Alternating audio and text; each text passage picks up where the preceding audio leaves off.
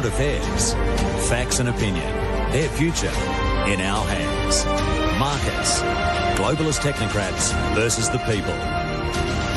A line in the sand. The McIntyre Report. Welcome back, folks. Jeremy McIntyre here on behalf of Australian National Review, independent media, originally created and founded in Australia. We were talking there a little bit about, you would have saw Marina Bay City, a freedom city being built that I'm a part of, big part of that, and looking forward to the growth of that city. It's already under construction, 100 kilometers from Bali, Indonesia. Bali is a global refugee camp these days. People flood it since COVID lockdowns ended to Bali for peace and freedom. And so many people are coming now that traffic is overcrowded, too many people. So we are providing a solution to that. Marina Bay City, you can check that out, marinabaylombok.com, and come on a tour. I was just there last week. I love going there. The city's being built, a freedom city, the opposite to what Israel is building when they eliminate and exterminate the rest of the Gazans or have them leave.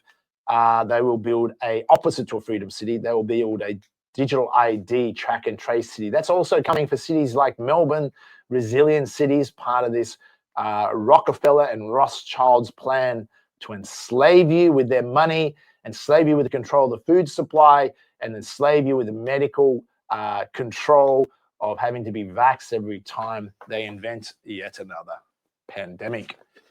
Let's continue, folks. I'm going to go, what has the world come to?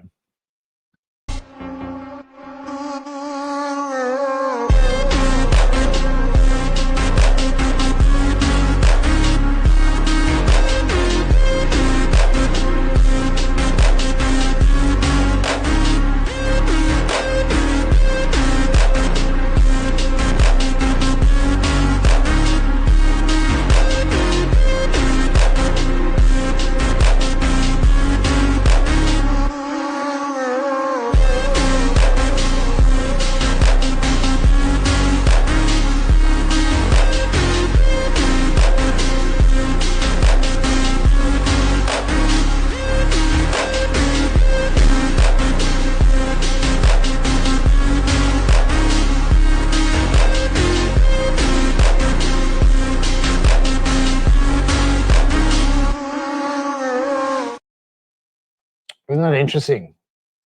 If we're gonna, right now in front of us, there is a Holocaust and genocide going on. We can see with our own eyes in Gaza what Israel was doing to Gaza. But notice what Netanyahu and Kay and their paid influencers are lying to you about. Oh, it's not a genocide. They're trying to deny a genocide that you know full well is going on. But they deflect, not only deny, but they deflect you back to an 80-year-old fabricated, exaggerated, largely, mostly invented Holocaust. And if you deny that one when there's no independent proof of, you're a Holocaust denier. The very people that deny every Holocaust on the planet, including the one in Gaza right in front of you, call us Holocaust deniers for questioning were 6 million Jews gassed by Hitler, when we know they themselves had to revise it down to 4 million, then they revised it to 1 million, so they can't even get their figures right. They would have claimed the reparation $10,000 checks for 6 million back then as the biggest financial scam in history as well. But was it 6 million? No, they said then 4 million, then they said 1 million. So what is it? And if you do any research, you'll find Red Cross had the most accurate data, and it showed 271,000 died in German concentration camps, and only half of them were Jewish. And how did they die? Were they gassed to death? Which, compared to the way that Israel is burning and blowing children's body parts to pieces for their parents to collect and then blowing them to pieces, or when the ones that survive are herded into corners, here's a safe zone, in tents, refugee tents, stay away from the bombing areas, and they bomb the tents, or then snipe them in the head as they're trying to get food. That's a pretty cruel way. So being gassed is somewhat humane. But the evidence of the gassing, out of the 271,000, half of them Jewish, how many were gassed? There's no evidence any of them were gassed. Most of them died from typhus or treatment to try and stop the typhus, or starvation, as many people starved in prison and war camps on both sides, especially when the German supply lines were cut near the end of the war. There was no food, no ability. So yes, there was tragic events. So some people died, including Jewish people. But what Israel doesn't want you to know about the 30s and 40s and World War II, who started it, they tell us Hitler started World War II. Is that true? No, it's false. They had their stooge and Winston Churchill controlled by the Rothschilds, bombing German cities for 3 months, provoking Germany into war. Have we seen this before? Did they not provoke Russia to have to step into Ukraine since 2014? Provoke. And then when Russia finally has enough and has to step in to protect and stop a genocide in the eastern Ukraine, Donbass, genociding Ukrainians that speak Russian, but at least eastern Ukrainians had Russia to step in and protect them against Nazi allied battalions. Unlike poor Gazans, don't have anyone yet to step in to defend them. And by the way, Israel is behind the Ukraine war. Israel started that war. Israel replaced the democratic elected Yankovic president back over 10 years ago, and with the Maidan, and imposed and set up an illegal armed coup, killed Ukrainians, burnt them to death in the Odessa theater, and tried to steal Crimea. And dumbed down Westerners to follow fake news. But Russia started that war. Why? Because they're fake news media owned by fake Jewish imposters who use fake money to fool you and enslave you and tell you through their media that Russia invaded in February 2022. Okay, let's do the numbers and see if we can figure that out. How did Russia start an 11-year-old war that started in 2014 by Israel, by the West, 3 years ago? Basic mathematics. It's kind of like, how is Israel, the fake state created in 1948, 77 years ago, biblical? When to be biblical, they have to be over 2,000 years ago. Just basic mathematics, a 5-year-old can debunk their lies. But fully matured adults in the Western world are so dumbed down, so consumed with swallowing fake news all their life. All they can regurgitate when you challenge them with the truth is they'll vomit out Israeli propaganda. Oh, we have a right to self-defense. Israel has a right to self-defense. Okay, so the self-defense on October 7th, where was it? Oh, it's a war. There's collateral damage. What war? I mean, Palestinian army, do they have one? Nope. Oh, you mean Hamas? Oh, yes, a battalion of dirt bikes, an air force of paragliders. Wow, that's a war. How many tanks, fighter jets, aircraft carriers, long-range missiles, US precision weapons does Hamas have besides zero? How did all those 1,100 Israelis die on October 7th? You were told by Hamas. You were told they baked babies in ovens and beheaded and raped girls. Did you ever fact check any of that? And if you did, you would have found out none of it was true. And the footage was largely AI created, or footage of Mossad slaughtering people. How come a lot of the dead Israeli bodies were brought to the rave concert by Israel to showcase and frame Hamas? 1933 to 1939, the Havara Agreement. Hitler, if he was so evil, how come he gave free passage to Jewish to leave Germany because they were being booted out because Germany had the Jews had declared war upon Germany and were trying to destroy it? That's not in dispute. They even publicly declared war. Why? Because Hitler booted out and nationalized the bank and booted out the Rothschilds' control of the bank. And as a result, he was able to quickly restore and make Germany an economic powerhouse again, just like Putin booted out them 25 years ago. You look at Indonesia, booted out Israel through their Suharto puppet, 26 years ago, and Indonesia is now heading to become the fourth largest economy by 2050. Already is the seventh largest economy based on GDP parity per person. Economic powerhouse. Maybe when you get rid of the Rothschilds, how wealthy it can become.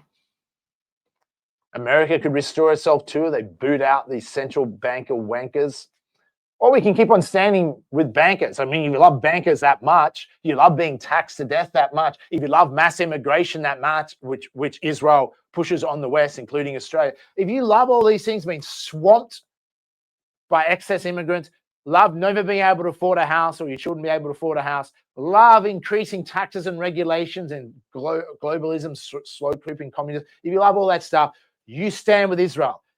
If you think you're a good Christian and you stand with Israel, good luck when you enter the debrief room after you die and have to answer to God. Good luck with that. At least Charlie Kirk had a turning point in his life and didn't in the last months. He found out the truth. So anyone thinking they support Charlie and stand with Israel or Christian Zionists, Charlie died in vain if you can't wake up to the truth that he was trying to tell you. China opens Arctic trade route to Europe in 18 days. U.S. loses global shipping control. In a move that's sending shockwaves through the world economy, China has launched a brand new Arctic maritime route connecting its industrial heartland directly to Europe in just 18 days, bypassing traditional sea lanes long dominated by U.S. geopolitical influence. This isn't some future plan or experimental voyage, it's operational live and already altering the flow of global trade. For decades, Washington has relied on choke points like the Suez Canal, the Strait of Malacca, and even the Panama Canal to maintain leverage over international shipping. But now, China has broken out of that grip, and it's not just about shipping speed. It's about control, reach, and power. According to recent reports, a Chinese container ship has already sailed from Ningbo, stopped in major ports like Shanghai and Qingdao, and reached the UK's Felixstowe port in record time before heading on to Rotterdam, Hamburg, and Poland's Gdansk. Analysts are calling this a dramatic turning point in global trade, warning that it may unravel decades of maritime dominance built by the United States. As Americans watch, questions are rising about the long-term implications. Could this be the beginning of a shift in global economic power away from U.S. influence and toward a polar Silk Road led by Beijing? Behind this headline is a story of strategic patience and calculated ambition. China, in collaboration with Russia, has been quietly investing in polar logistics, port infrastructure, and icebreaker convoys for years long before this Arctic Express route became a reality. While the U.S.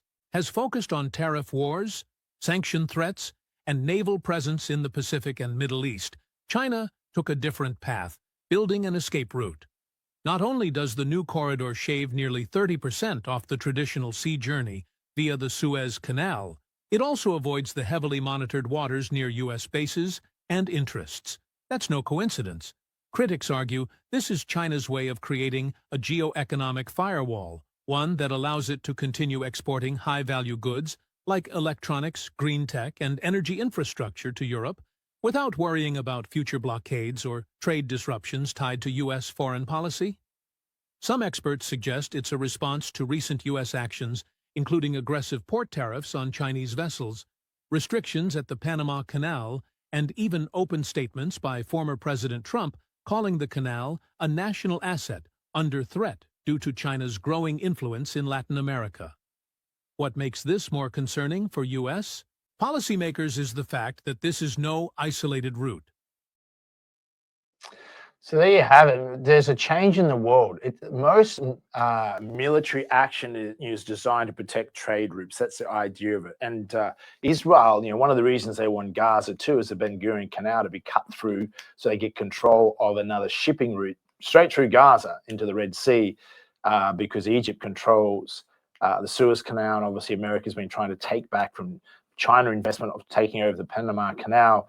But Russia and China, which is a lot of trade now, Russia and China, Europe's kind of screwed themselves. They had access to cheap Russian gas. Russia always wanted to be a partner with Europe and never a threat to Europe. They don't want to invade Europe. I mean, that's just mafia tactics by Israel to scare Europeans. We need to invade or attack Russia. In Australia, the mafia tactic is China's come to invade you. Let's face it, folks, in Australia, if China wanted to invade us, it would have done a long time ago, and they can, and there's nothing you can do about it. But lucky for you, China doesn't have 877 military bases around the world like Israel does through its proxy colony, America. So very lucky for you. They're not interested in war. They don't want to occupy Australia. Oh, yeah, but they're buying out Australia. Well, that's good, because only one thing worse than China investing in Australia is China not investing in Australia. We're rich thanks to China predominantly. We survived the credit crisis thanks to China, and we should have an independent foreign policy, not one controlled by Israel through Washington. That's my belief. And we should join the BRICS, and we should be a model to the world of a democracy, of fairness, and leader. We're a continent to ourselves. Australia with the right nationalist leader, and we just put up $10 million for the right politician that we think are happy to fund Australian National Review, the right politician to become a nationalist leader for Australia. We said that anyone that's decent and tells Israel to go fuck itself, we'll put $10 million behind to help become Prime Minister in Australia. Why? Because unless you got the balls to tell this banker wanker fake state to fuck off, then you will never lead your nation out of it. And many countries are now. There is a lot of support. We should repair relations with China. We should not be like the Labour Party and beholden to China. We should have an independent foreign policy, respect China, work with China, and both achieve mutual goals. We should fix up our relationship with Russia and apologize for sending our Abraham tanks and weapons to kill Russians. Why are we picking a fight on one of the largest Christian nations on the planet that's done nothing wrong to us, that has a nationalist leader that looks after Russia and wants to partner with the West and the world? Not the propaganda we're told about Putin. A very smart, articulate leader, which could wipe the floor of any of our dodgy Western globalist puppets. In Australia, you either get left or you get right. Left and right is not democracy. Left and right is left Zionism or right faction Zionism. Netanyahu is right faction, Soros and co is left faction. And they hate each other, these two factions, because they're both competing to run the world as a one world government. Where we're saying, drop them both. If you want true freedom, boot them out, join the BRICS. BRICS don't want to control you. They don't want a one world government. They want you to have a nationalist leader that respects national sovereignty, and we grow influence by trading. China hasn't been building 877 military bases around the world using your taxpayers' money. They've been using their own money to build trade routes and shipping and one belt, one road, and investing low-cost loans into country to build these countries. Not perfect, but I guarantee you their model for success is way more effective. That's why they're dominant power already. America will not ever achieve greatness that it could have. It's being sucked dry by this fake state that destroyed the British Empire. And now they're looking for another host because people in the West are going, I didn't realize Israel was so evil. I was foolish enough. We all stood with Israel because just like we all thought vaccines were safe and effective until we found out otherwise. The truth is not comforting, folks. Fake news is. It's like you believe lies and you think everything's okay. Well, it's not. Everything is not okay, but everything can be okay. We can have a great, amazing world, peace and prosperity, no more wars. But it requires you and your friends, particularly your friends, to wake up and stop falling for the devil's trick, the devil's deception, the devil's chosen ones. All roads lead to Rome. They say all roads actually lead to Israel. They're behind everything. Oh, what about the genocide of Christians in Africa last week? Guess who's behind that? If it's not Israel, who's giving them weapons? Who creates funds warlords, to fund civil war, funds terrorists, nation after nation, to stabilize the government? And if they can't get rid of the government that way, then they'll assassinate the government and put their puppet in place and steal the assets. Imperialism, colonialism is Israel. America gets the blame for everything.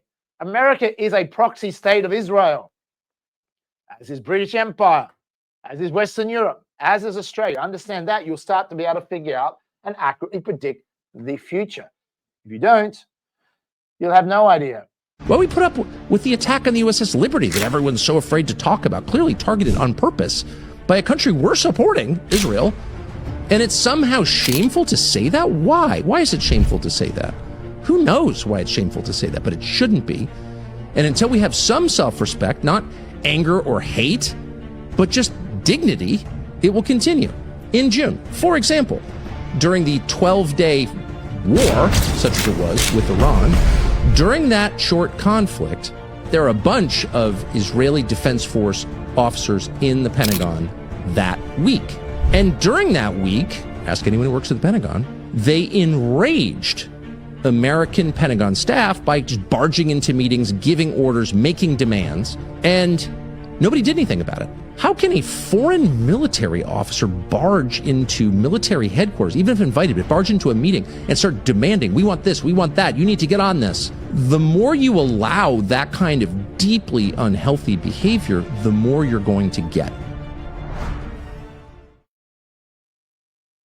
Well said, Tucker. I had Phil Turney, one of the few survivors from the USS Liberty, on the McIntyre Report last year. Definitely worth watching. Horrible what they've done. And if you don't understand what Israel is, you wouldn't believe, oh, they didn't bomb USS Liberty. Oh, it was an accident. No, it wasn't. How do you accidentally bomb, torpedo, machine gun for hours and try and wipe off any evidence, kill them all? They want them all dead so there'll be no survivors to tell the truth, but there still is. Yeah, we're meant to stand with this sick state. If you haven't figured out 24 years later that Israel did September 11th, you're in the slow end of the class. I know some of you have friends and family that are pretty goddamn slow. If you haven't figured out that Israel, Mossad, was behind the Bali bombings and you still stand with Israel after they slaughtered Australians in Bali in 2002, then shame on you. If you don't know that Port Arthur was a massacre done by Mossad, as was the Dunblane massacre, as the Christchurch massacre, as pretty much every massacre, as pretty much every bombing, Oklahoma bombing, Boston Marathon, I mean, time and time again. If you don't know this and you're standing with Israel, shame on you. If you go to a church in Australia or America or wherever and your pastor is telling you to stand with Israel and you don't stand up and call him out in front of the congregation, shame on you. They're taking money from Israel to push deceptive practices and lies and propaganda, just like has been now exposed. Netanyahu, even on camera, $6,100 to $7,100 US being paid to influencers. You can get rich, a lot of shekels, for lying for Israel. Why do they need to lie? Because you ever find out the truth. You would never stand with Israel unless you're a deeply, deeply disturbed, evil human being. And I'm going to think your family and friends aren't. If they are, get new friends. They just deceived. It's the devil's trick. Read the Bible. God did warn, they will deceive you. As if God would choose a banker, wanker, pedophile family in the Rothschilds in 1948 to represent him here on earth. If you believe that to be true, I got a bridge to sell you. If you think Israel that you see now in the modern world is somehow biblical, then go back and study mathematics, or I'll buy you a calculator to do some simple calculations. 1948 is 77 years ago. How the fuck can that be biblical? People just believe, they're like lies and lies. Wake up. Have a turning point in your life, just like Charlie Kirk did. And if enough of you have a turning point, they can't Charlie Kirk us all. Oh, it could be dangerous speaking up about Israel. Mossad could kill you. Well, if you're going to cower before cowards that shoot kids in the head, not once but twice, that sniper kids that can't defend themselves but want to kill kids, bomb kids every day, bomb a new country every week. If you're going to stand with those sort of people, what does that say about who you are? We all have someone to answer to one day, whether you're religious or not. But we are in a spiritual war. It's best to win this information war through an information war, because if we fail, it's your kids that will be dying in the trenches for the bankers' wars and the death and misery these thick satanic death cult will bring upon the world in World War III. And you will regret not studying the truth and speaking up regardless if you lose friends, because you had the chance, but you are too busy consumed with material survival, trying to pay a mortgage or pay the rent, and pay the mortgage to who? Globalist banker wanker families that own your ass, that have you so stressed working for them, that in Australia you need $293,000 a year salary to afford an even average shitbox house. Why is that? And then you're taxed to death. Who invented these taxes? Who imposes these taxes? The very people most of you stand with, Israel. And if you don't know that, why don't you know that? And if you don't think that's true, I will toss you for your house now. So I know you guys know, but your friends and family are still too busy swallowing fake news, swallowing Rothschilds. Pretty pathetic. Shame on them. Wait, did Hamas just outsmart Israel and Trump? Because what just happened might flip the entire Middle East narrative. Hamas just gave Israel the biggest surprise in years, and now inside Israel, there's panic and total confusion. Officials are saying, Trump betrayed us. Here's what actually went down. Hamas suddenly agreed to Trump's 9-point peace deal, saying they're ready to end the war and even release all Israeli prisoners. And that's not all. They've announced they'll leave Gaza and hand over control to Mahmoud Abbas, completely stepping back from governing Gaza. Before anyone could react, Trump drops a tweet bomb. He tells Netanyahu, stop the bombing in Gaza and start withdrawing your troops. And boom, Israel erupts in chaos. Netanyahu is in shock, asking, what just happened to us? He's accusing Trump of playing a double game. If that's true, it could be one of the boldest political moves in recent history. Was this peace or a power play? Well, it's interesting what's happening, and there's more coming up. Let's check this out. So Europe wants to what? Go face to face against the most battle-hardened military in the world today, the Russian military, that is not only composed of battle-hardened soldiers, but soldiers who have learned the reality of modern warfare. The war that's being fought today in Ukraine is unlike any war that's ever been fought before. The tactics that I learned during the Cold War are no longer applicable. If I tried to fight this war with my knowledge, I'd be dead on day one, because I don't understand drone warfare. I don't understand the reality of what drones have done to the modern battlefield. The Russians have perfected drone warfare. If Europe gets involved in Ukraine militarily, the Russian military will destroy them in rapid order. But we don't need to worry about that, because Europe is unable to deploy anything into Europe. The military will destroy them in rapid order. But we don't need to worry about that, because Europe is unable to deploy anything into Europe. Yes, a lot of people don't. Scott Ritter there, I read his book many years ago, and where he exposed that, before we went to war with Iraq, that Netanyahu was lying to the US Congress and lying to all of us that they had weapons of mass destruction, and he was a UN weapons inspector in Iraq, and said it's simply not the case. So if you study and know the truth, you won't fall for the lies that these banker wankers tell you to get you to go to war. Notice they all want to go to war. And whose wars are they? Israel's wars.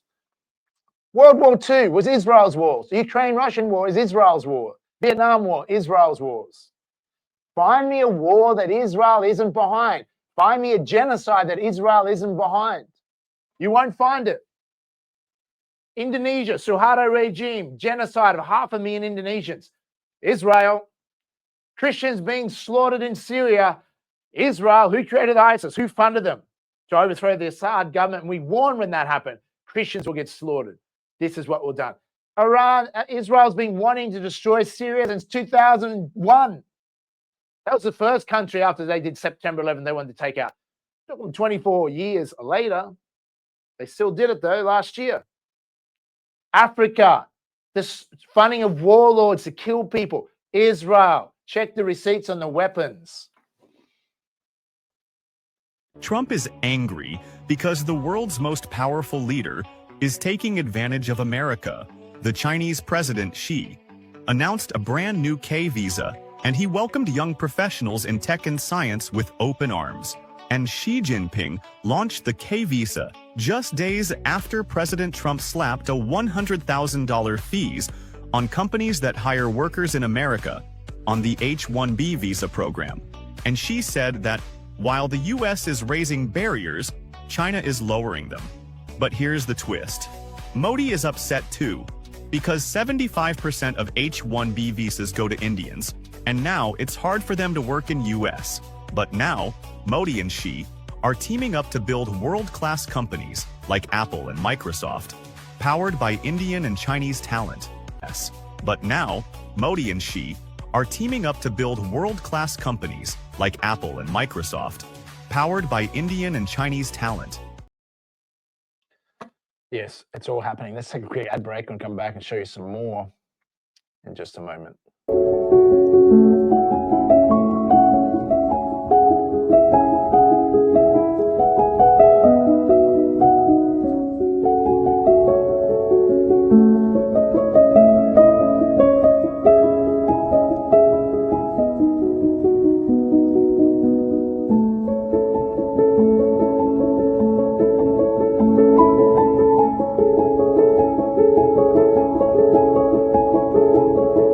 What if I told you that owning a beachfront villa in Indonesia could cost less than a new car? Marina Bay City, Lombok, new release villas start from just $99,000 AUD, and they can generate up to 20% yearly rental returns, plus 50-80% capital gain while being built. Lombok is Bali's stunning, untouched neighbor, same paradise vibe, but still early and affordable. Smart investors are already moving in. Want to see how? Join our free webinar, message us webinar, and we'll send you the link.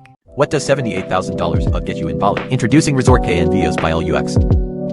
Studios from $79,000 AUD. Hotel-style amenities. Live, work, unwind. Unique design villas, live in or rent out. Prime Seminyak location. Steps to dining, cafes and beach clubs. Projected net annual returns, 12 to 18% PA. Thinking of moving to Bali? Own your place in Seminyak. Own at Resort KNVOs by Lux Seminyak.